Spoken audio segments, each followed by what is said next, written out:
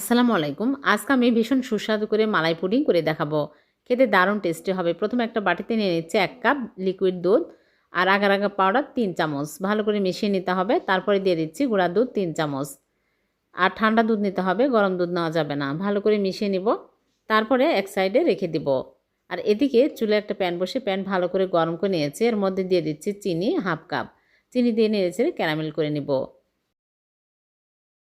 চিনিগুলো যখন এরকম সুন্দর কালার হবে সাথে সাথে লিকুইড দুধ দিয়ে দিচ্ছি। এখানে আমি 2 কাপ লিকুইড দুধ দিয়েছি। এখন ভালো করে নেড়েচেড়ে ক্যারামেলের সাথে মিক্স করে নিব। তারপরে এর মধ্যে আগার আগার মিশ্রণ দিয়ে দিচ্ছি। দিয়ে অনবরত নাড়তে থাকবো। নেড়েচেড়ে একদম ঘন করে নিতে হবে। এরকম ঘন হলেই আমি একটা মোল্ডে ঘি ব্রাশ করে নিয়েছি, এর মধ্যে ঢেলে নিচ্ছি। তারপর 10 মিনিট পর নরমাল ফ্রিজে রেখে দিব। নরমাল ফ্রিজ থেকে আমি ঠান্ডা হওয়ার পর বের করে নিয়ে আসলাম। জমে গেছে, এখন মোল্ড আউট করে নিচ্ছে। আর উপর দিয়ে আমি বাদাম কুচি দিয়ে সাজিয়ে নিচ্ছি।